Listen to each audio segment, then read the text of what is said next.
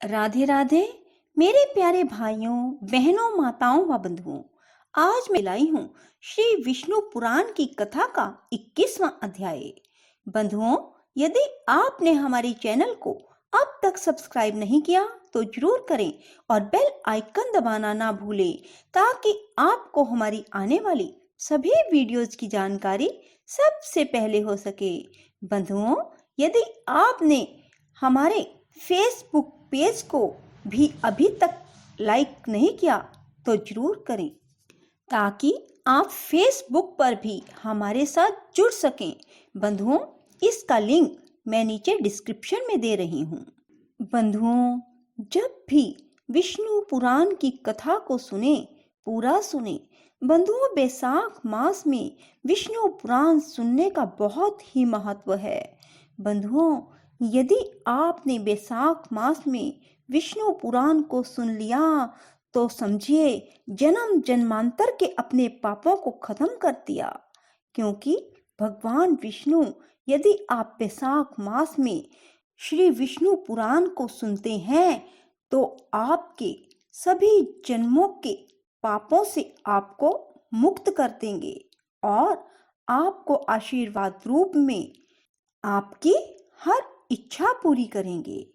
बंधुओं, कथा को पूरी सुनने के बाद कमेंट बॉक्स में जय विष्णु भगवान की, जय माँ लक्ष्मी की जरूर लिखें। बोलो विष्णु भगवान की जय, लक्ष्मी माता की जय। 21वां अध्याय, कश्यप जी की अन्य स्त्रियों के वंश एवं मरुदगण की उत्पत्ति का वर्णन। श्री पराशर जी बोले, सहलाद के पुत्र आयुष्मान, शिवी और वाशकल थे तथा प्रहलाद के पोचन थे और वन से बालिका जन्म हुआ। भासी से भास और गृध्रिका से गृद्धों का जन्म हुआ। शुचि से जल के पक्षीगण और सुग्रीवी से अश्व, उष्ट्र और गर्दभों की उत्पत्ति हुई। इस प्रकार यह ताम्रा का वंश कहा जाता है।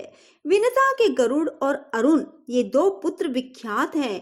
इनमें पक्षियों में श्रेष्ठ सुपर्ण आदि भयंकर और सर्पों को खाने वाले हैं। हे ब्रह्मन, सुरसा से सहस्त्रों सर्प उत्पन्न हुए जो बड़े ही प्रभावशाली, आकाश में विचरने वाले, अनेक शिरों वाले और बड़े विशाल काये थे। और कर्दू के पुत्र भी महाबली और अमित तेजस्वी, अनेक सिर वाले सहस्त्रों सर्प ही हुए जो गरुड़ जी के वशवर्ती थे।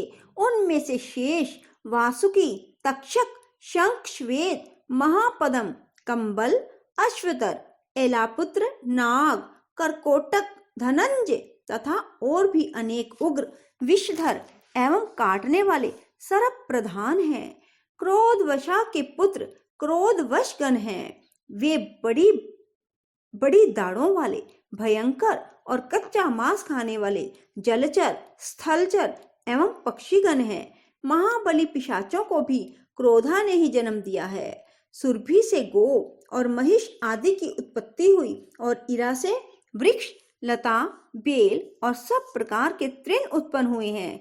खसा ने यक्ष और राक्षसों को, मुनि ने अप्सराओं को और अरिष्ठा ने अति समर्थ गंधर्वों को जन्म दिया। ये सब स्थावर जंगम कश्यप जी की संतान हुए। इनके और भी सैकड़ों हजारों पुत्र पौत्रादि हुए। हे ब्रह्मन, यह स्वारोचिष मनवंतर की सृष्टि का वर्णन कहा जाता है। वैवस्वत मनवंतर के आरंभ में महान वारुण यज्ञ हुआ, उसमें ब्रह्मा जी होता थे और अब मैं उनकी प्रजा का वर्णन करता हूँ। हे साधु श्रेष्ठ, पूर्व मनवंतर में जो सपत ऋषिगण स्वयं ब्रह्मा जी के मानस पुत्र रूप से उत्पन्न हुए थे, उन्हीं को ब्रह्मा जी ने इस कल्प में गंधर्व, नाग, देव और दानव आदि के पितृ रूप से निश्चित किया। पुत्रों के नष्ट हो जाने पर दिति ने कश्यप जी को प्रसन्न किया। उसकी सम्यक आराधना से संतुष्ट हो तपस्वियों में श्रेष्ठ कश्यप जी ने उसे वर देकर प्रसन्न किया। उस समय उसने इंद्र के वध करने में समर्थ एक अति तेजस्वी पुत्र का वर मांगा।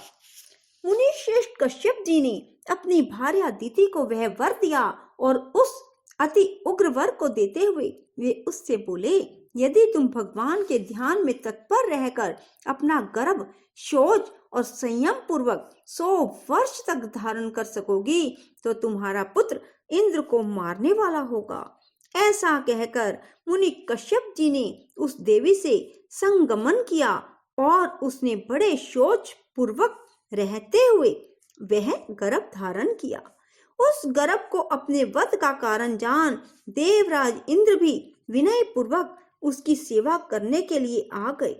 उसके शौच आदि में कभी कोई अंतर पड़े यही देखने की इच्छा से इंद्र वहां हर समय उपस्थित रहते थे। अंत में 100 वर्ष में कुछ ही कमी रहने पर उन्होंने एक अंतर देख ही लिया। एक दिन दिति बिना चरण शुद्धि किए ही अपनी शैया पर लेट गई। उस समय निद्रा ने उसे घेर लिया।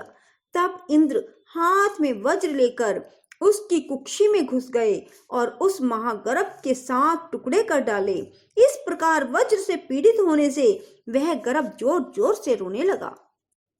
इंद्र ने उससे पुनः पुनः कहा कि मत रो, किंतु जब वह गर्भ 7 भागों में विभक्त हो गया और फिर भी ना मरा तो इंद्र ने अत्यंत कुपित हो अपने शत्रु विनाशक वज्र से एक एक के 7 टुकड़े और कर दिए। वे ही अति वेगवान मरुत नामक देवता हुए। भगवान इंद्र ने जो उससे कहा था कि मां रोदी मत रो, इसीलिए वे मरुत कहलाए। ये 49 मरुदगण इंद्र के सहायक देवता हुए। इति श्री विष्णु पुराणे प्रथम अंशे 21वां अध्याय। 22वां अध्याय विष्णु भगवान की विभूति और जगत की व्यवस्था का वर्णन।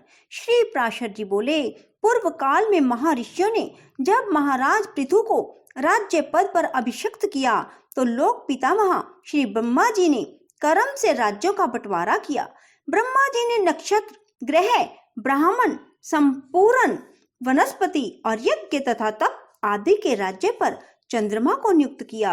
इसी प्रकार विश्वा के पुत्र कुबेर जी को राजाओं का, वरुण को जलों का, विष्णु को आदित्यों का और अग्नि को वसु गणों का अधिपति बनाया। दक्ष को प्रजापतियों का, इंद्र को मरुदगण का और प्रहलाद जी को दैत्य और दानवों का आधिपत्य दिया। पितृगण के राज्य पद पर धर्मराज यम को अभिषिक्त किया और संपूर्ण गजराजों का स्वामित्व ऐरावत को दिया। गरुड़ को पक्षियों का, इंद्र को देवताओं का, उच्चैश्रवा को घोड़ों का और वृषभ को गौओं का अधिपति बनाया। प्रभु ब्रह्मा जी ने समस्त मृगों का राज्य सिंह को दिया और सर्पों का स्वामी शेषनाग को बनाया। स्थावरों का स्वामी हिमालय को, मुनि जनों का कपिल देव जी को और नख तथा दाढ़ वाले मृगगण का राजा व्याघ्र को बनाया तथा प्लक्ष को वनस्पतियों का राजा बनाया। इसी प्रकार ब्रह्मा जी ने और जातियों के प्राधान्य की भी व्यवस्था की। इस प्रकार राज्यों का विभाग करने के अनंतर प्रजापतियों के स्वामी ब्रह्मा जी ने सब और दिक्पालों की स्थापना की। उन्होंने पूर्व दिशा में वे राज प्रजापति के पुत्र राजा सुधन्मा को दिक्पाल पद पर अभिषिक्त किया तथा दक्षिण दिशा में कर्दम प्रजापति के पुत्र राजा शंख पद की नियुक्ति की। कभी च्युत न होने वाले रजस पुत्र महात्मा केतुमान को उन्होंने पश्चिम दिशा में स्थापित किया और पर्जन्य प्रजापति के पुत्र अति दुर्धर्ष राजा हिरण्यरोमा को उत्तर दिशा में अभिषिक्त किया। वे आज तक 7 द्वीप और अनेकों नगरों से युक्त इस संपूर्ण पृथ्वी का अपने अपने विभाग अनुसार धर्म पूर्वक पालन करते हैं। हे मुनि सत्तम, ये तथा अन्य भी जो संपूर्ण राजा लोग हैं, सभी विश्व के पालन में प्रवृत्त परमात्मा श्री विष्णु भगवान के विभूति रूप हैं। हे द्विजोत्तम, जो भूत अधिपति पहले हो गए हैं और जो आगे होंगे, वे सभी सर्वभूत भगवान विष्णु के अंश हैं। जो भी देवताओं, दैत्य, दानवों और मांस भोजियों के अधिपति हैं, जो पशुओं, पक्षियों, मनुष्यों, सर्पों और नागों के अधिनायक हैं, जो वृक्षों, पर्वतों और ग्रहों के स्वामी हैं, और जो भी भूत, भविष्यत और वर्तमान कालीन जितने भूतेश्वर हैं, वे सभी सर्वभूत भगवान विष्णु के अंश से उत्पन्न हुए हैं। हे महाप्राज्ञ, सृष्टि के पालन कार्य में प्रवृत्त सर्वेश्वर श्री हरि को छोड़कर और किसी में भी पालन करने की शक्ति नहीं है। रजः और सत्व आदि गुणों के आश्रय से वे सनातन प्रभु ही जगत की रचना के समय रचना करते हैं, स्थिति के समय पालन करते हैं और अंत समय में काल रूप से संहार करते हैं। वे जनार्दन 4 विभाग से सृष्टि के और 4 विभाग से ही स्थिति के समय रहते हैं। 4 रूप धारण करके ही अंत में प्रलय करते हैं। एक अंश से वे अव्यक्त स्वरूप ब्रह्मा होते हैं, दूसरे अंश से मरीच आदि प्रजापति होते हैं, उनका तीसरा अंश काल है, चौथा संपूर्ण प्राणी। इस प्रकार वे रजोगुण विशिष्ट होकर 4 प्रकार से सृष्टि के समय स्थित होते हैं। फिर वे पुरुषोत्तम सत्व गुण का आश्रय लेकर जगत की स्थिति करते हैं। उस समय वे एक अंश से विष्णु होकर पालन करते हैं, दूसरे अंश से मनु आदि होते हैं और तीसरे अंश से काल और चौथे से सर्वभूतों में स्थित होते हैं तथा अंत काल में वे अजन्मा भगवान तमोगुण की वृत्ति का आश्रय ले एक अंश से रुद्र रूप, दूसरे भाग से अग्नि और अंत आदि रूप, तीसरे से काल रूप, चौथे से संपूर्ण भूत स्वरूप हो जाते हैं। हे ब्रह्मन, विनाश करने के लिए उन महात्मा की ये 4 प्रकार की सार्वकालिक विभाग कल्पना कही जाती है।